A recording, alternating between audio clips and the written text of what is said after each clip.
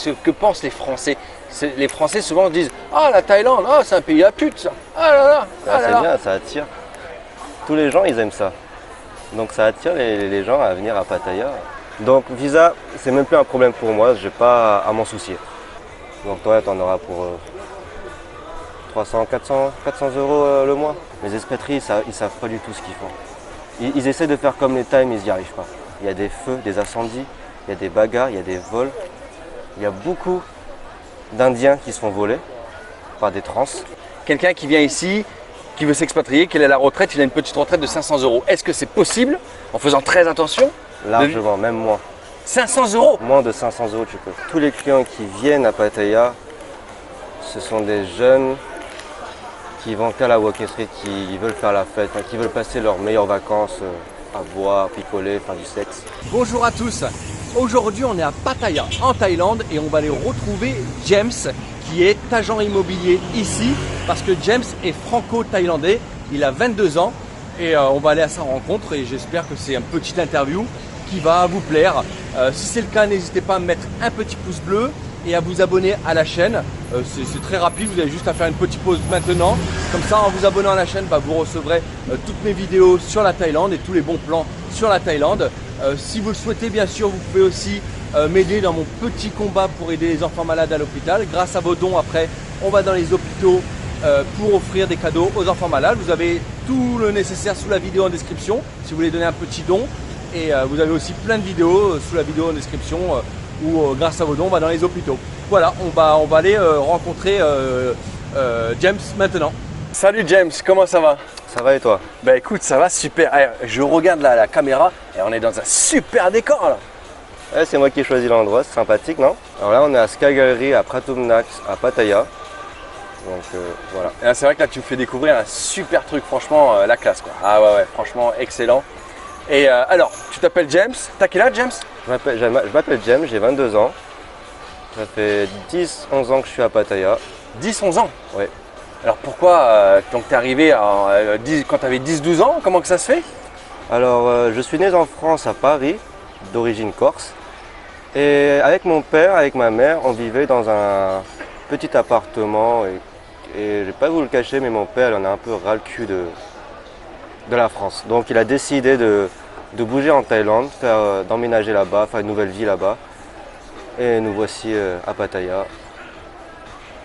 Génial. D'accord, alors du coup, tu parles de ton père. Donc ton père, il est corse alors, c'est ça? Ma famille est corse, donc on va dire plus mes grands-parents sont corses. Mon père, du coup mon père, ouais, est corse. Tu as déjà été en Corse? Jamais. Jamais? Ah, il faut que tu y ailles un jour. Hein. Ouais. Et du coup, tu parlais de ton père, il fait quoi ici? Donc mon père, il tient des bars à la Walking Street. D'accord, il tient des bars dans la Walking Street. Ok, très bien. Toi, tu fais quoi dans la vie, James? Moi, je suis agent immobilier. Agent immobilier.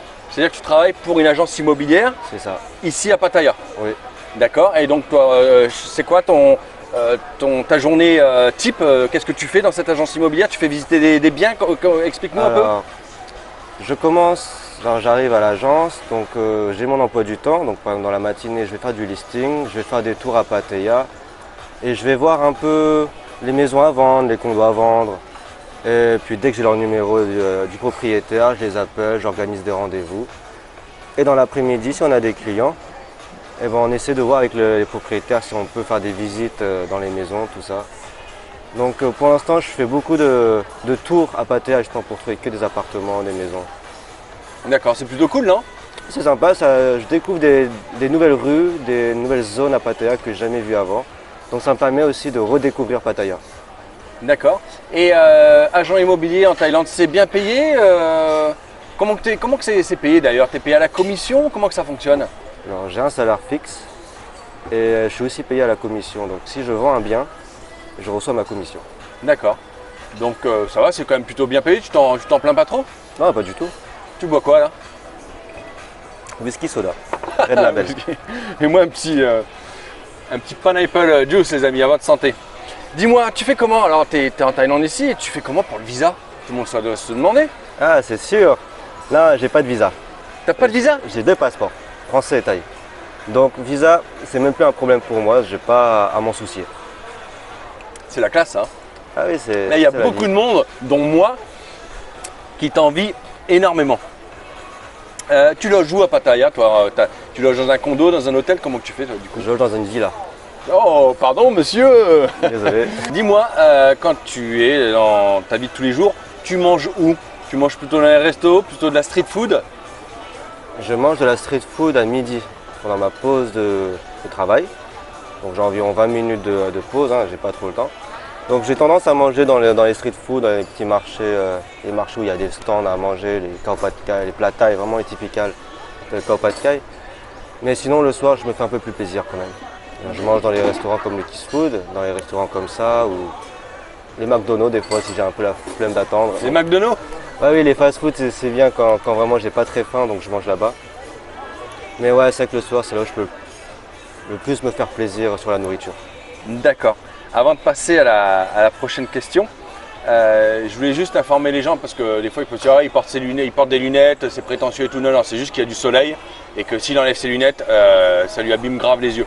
C'est vrai. Hein. C'est surtout pour ma vue parce que normalement je porte des lunettes de vue et là je les ai oubliées. Donc j'ai mes lunettes de soleil qui font aussi lunettes de vue. Et puis là il y a le soleil aussi qui nous tape dedans, quoi. Et de plus, ouais. James, s'il y a des gens toi qui connais bien la Thaïlande, qui viennent là, des vacanciers ou des futurs expatriés, qu'est-ce que tu leur recommandes comme SIM card? Toi qui connais très bien la Thaïlande, tu vis ici, c'est quoi la meilleure SIM card à prendre? D'après moi, c'est la SIM card que j'utilise tout le temps, c'est la TrueMove. TrueMoney, TrueMove, je sais pas c'est quoi le nom exact. Mais c'est TrueMoney, c'est super simple, tu achètes de la SIM card. La TrueMove, non, le réseau? Ouais, TrueMove, c'est la SIM card rouge. Ouais. Et du coup, c'est super simple parce que si tu veux avoir internet pour un mois ou pour quelques semaines, les options sont très très simples à prendre. Tu vas au 7-Eleven, à chaque fois que tu vas au 7-Eleven, tu as toujours un comptoir où il y a un menu d'internet. Et du coup, tu peux choisir, moi je veux celui-là, et ils te le font directement. D'accord, très bien. Donc pour toi, TrueMove. Moi je préfère AIS. AIS, je me suis fait arnaquer plusieurs fois, non merci. Ah bon? Ouais. Ah d'accord. Bon. Ok. Tu connais bien la Thaïlande, du nord au sud? Je connais beaucoup Pattaya, mais sinon non. Ah d'accord, parce que là ma question ça allait être, c'est quoi s'il y a des gens qui nous écoutent qui veulent partir 3 semaines en vacances ou ton meilleur itinéraire pour 3 semaines, si c'est possible? Ah, pour 3 semaines. Franchement, si vous aimez beaucoup la campagne, je vous conseille d'aller à Kalasin ou à Huang Can. C'est à 8 heures de route en voiture à partir de Pattaya. C'est dans l'Isan? C'est dans l'Isan, c'est ça, ouais. Donc c'est une très belle campagne, c'est très calme, c'est chill. D'accord. Il y a de quoi de bien passer les vacances. On voit souvent, de temps en temps, passer des vidéos sur internet, comme quoi c'est possible de vivre avec 1000 € par mois, voire même parfois avec 500 € par mois. Alors déjà, 500 € par mois, quelqu'un qui vient ici, qui veut s'expatrier, qu'il est à la retraite, il a une petite retraite de 500 €. Est-ce que c'est possible, en faisant très attention? Largement, même moins. 500 €? Moins de 500 € tu peux. Oh si. Voilà, tu vas loin là. Ah si.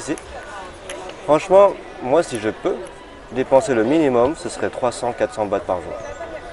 Ça c'est vraiment... Ça fait combien 300-400 bahts par jour? 300-400 bahts par jour, ça fait environ 10 €. Environ 10 €? Ouais. Ah, et dedans il a inclus le logement, la bouffe? Ah non, ça c'est seulement la bouffe et le gazole. Si par exemple tu as une voiture ou une moto. Ah non, moi je te parle aussi avec le logement. Le logement, alors, tu peux trouver pour 3000-4000 bahts, ce qui fait environ 100 € hein, le mois. Donc avec 500 €, on peut vivre? C'est ça. Même avec moins? Ça veut dire que, let's say 30, 40, 50 € par semaine pour la bouffe, 100 € pour le logement. Donc toi, tu en auras pour 300, 400 € le mois. Avec 400 € par mois, on peut vivre. Moins de 500, parce que tu sais, malheureusement, on arrive dans une période en France où les retraites baissent de plus en plus, où les cotisations pour cotiser c'est de plus en plus compliqué. Donc il y a des gens vraiment qui touchent vraiment que des fois 400, 500, 600 € et c'est pas des conneries. Et à côté de ça, par contre, ils ont des aides avec les HLM, tout ça où ils payent pas. Mais ils gagnent vraiment pas beaucoup quoi.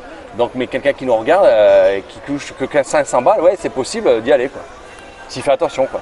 Street food, logement tranquille et puis c'est possible quoi. Sachant qu'un plat thaïlandais qui te cale bien pour la journée, c'est environ 50 bahts, donc ce qui fait 1,25 €. 1,25 €, ouais, c'est pour 2 €, 3 €. C'est lequel plat que tu recommandes pour ça? Alors, d'après moi, personnellement, mon plat préféré c'est le khao pad thai. Khao pad thai, toi? Je sais pas si c'est... Poulet avec du riz, hein, c'est ça? Ouais, c'est ça, avec du poulet. du riz que tu mélanges avec de l'œuf, tout en mélangeant. Et puis des fois, je mets un ajout d'œuf en plus.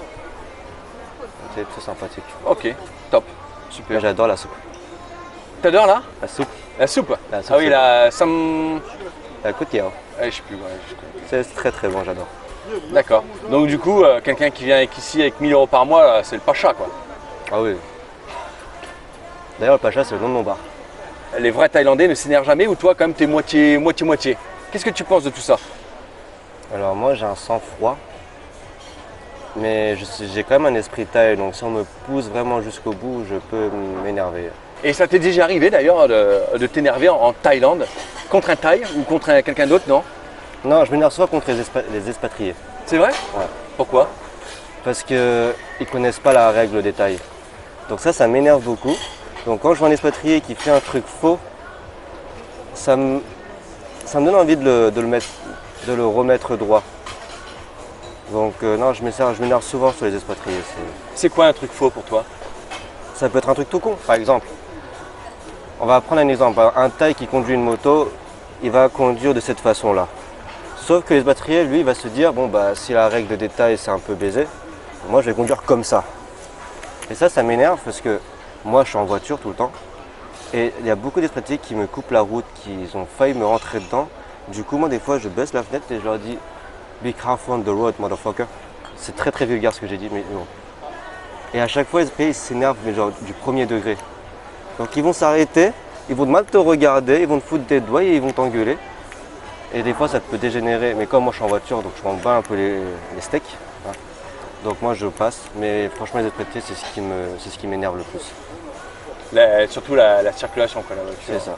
Les Thaïs, même s'ils font un truc faux, ils arrivent à se rattraper, c'est parce que c'est leur pays, donc ils savent ce qu'ils font. Les expatriés, ils savent pas du tout ce qu'ils font. Ils essaient de faire comme les Thaïs, mais ils n'y arrivent pas. Donc voilà. Pour toi, y a-t-il beaucoup d'arnaques en Thaïlande? S'il y a des gens qui nous regardent, des vacanciers, des futurs expatriés peut-être, qui se disent tiens, y a-t-il des arnaques en Thaïlande? Il faut se méfier de quelque chose ici ou pas? Moi je me méfie tout le temps. Mais j'ai jamais eu d'arnaque. Mais il faut toujours avoir un caractère de méfiance. Il faut toujours, avec la personne que tu deals, il faut toujours se montrer prudent. Mais les Thaïs ont tendance à pas du tout arnaquer. Ils sont super sympas. Mais non, ils C'est vrai, arnaquent pas. c'est vrai. Pour revenir encore une chose, ils sont honnêtes. c'est. T'as déjà vu quelqu'un se faire voler quelque chose? Alors c'est possible quand même, hein. Je dis pas qu'il n'y a pas de vol en Thaïlande, mais est-ce que toi tu l'as déjà vu se faire voler quelqu'un, laisser un sac, un téléphone et il n'a plus le retrouver? Tu as travaillé dans le milieu de la nuit quand même avec ton papa, tu as déjà vu des choses comme ça ou pas? J'ai jamais vu de vol, mais j'ai entendu beaucoup de choses. En fait, il s'est passé tellement de trucs et moi je n'ai jamais été là pour les voir. Donc oui, il y a eu beaucoup de vols, beaucoup de bagarres, mais j'ai jamais pu être témoin de la situation. Ah, il y a beaucoup de. C'est vrai, toi qui as travaillé un petit peu, puisque tu m'expliquais que tu avais déjà travaillé un petit peu dans les bars de ton papa, en tant que sécurité, bartender, des choses comme ça. Il y a beaucoup de bagarres quand même dans Walking Street, ça peut arriver? J'ai travaillé pendant le Covid, donc non, c'était plutôt soft. Mais maintenant que le Covid s'est calmé, il y a beaucoup d'histoires. C'est-à-dire? Il y a beaucoup de bastons. Beaucoup de bastons? Beaucoup de Mais bastons. qui entre qui? Entre les expatriés. Non. Si. Putain. Comme dans leur pays. En Là, fait, ils font pareil quoi. Ils se croient chez eux quoi. Là, c'est J'aime ça. pas dire ça, mais c'est la Ouais, réalité. mais c'est tristement la réalité. Parce qu'ils ont bu. Ah mais c'est ça. Parce que moi je suis une page sur Facebook où c'est une page qui tous les jours il y a de l'actualité. Comment Et ça s'appelle déjà? C'est Pattaya News. D'accord. Et c'est juste un journaliste anglais qui fait un peu des recherches sur Pattaya tous les jours. Et la plupart des actualités que je vois c'est sur la Walking Street. Il y a des feux, des incendies, il y a des bagarres, il y a des vols. Il y a beaucoup d'Indiens qui se font voler par des trans. Ça, c'est l'actualité que je vois le plus souvent. C'est-à-dire, parce qu'il y a des bars à trans, c'est des bars à Ladyboy, tu veux dire, Ouais. c'est ça?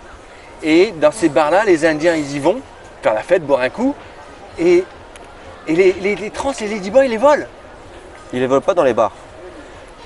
Les Indiens, ils sont sur la rue, ils marchent, ils font leur vie.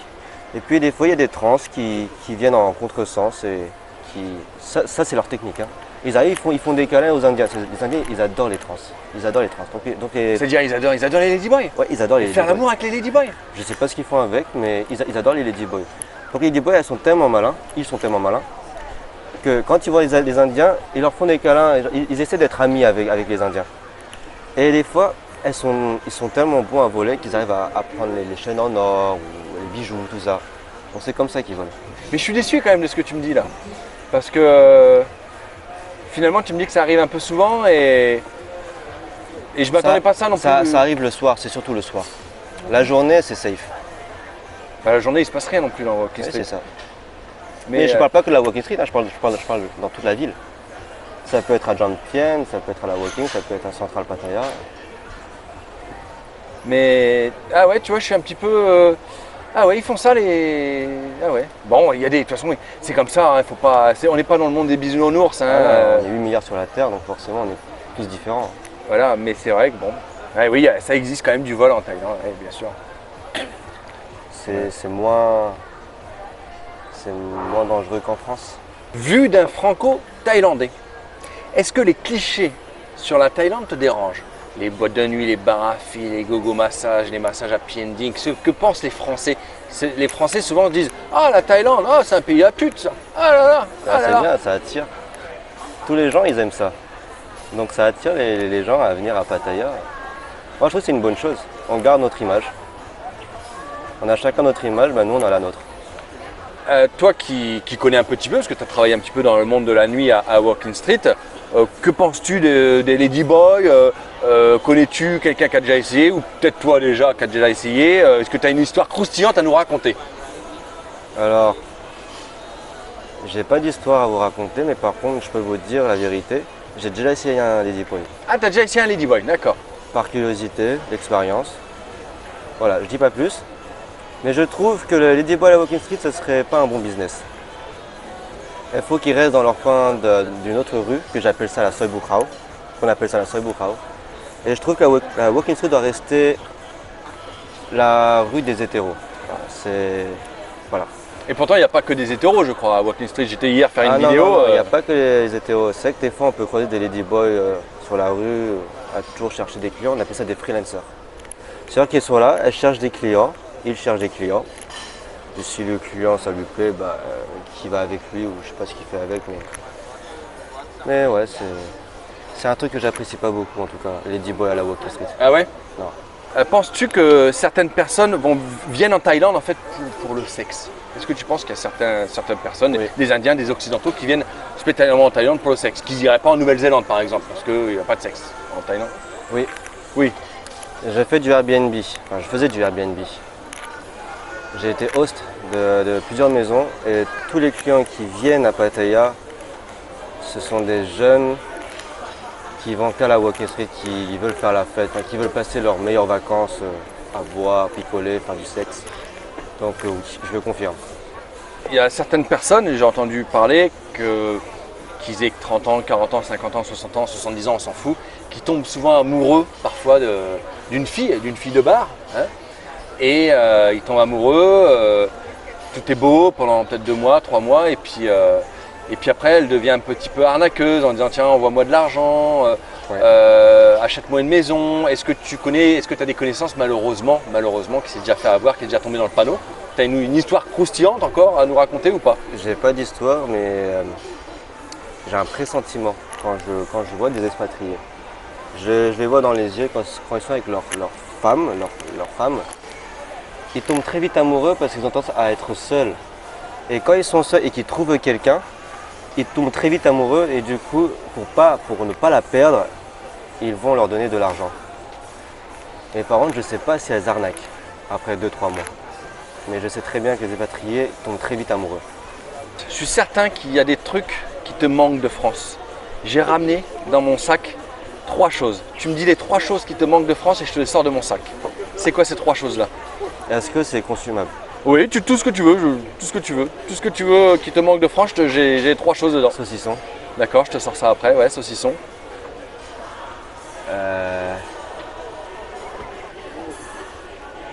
Le jambon. Du jambon, ouais. Ouais, c'est ce qui me reste juste à la tête, non. Avec peut-être une bonne baguette, peut-être, non?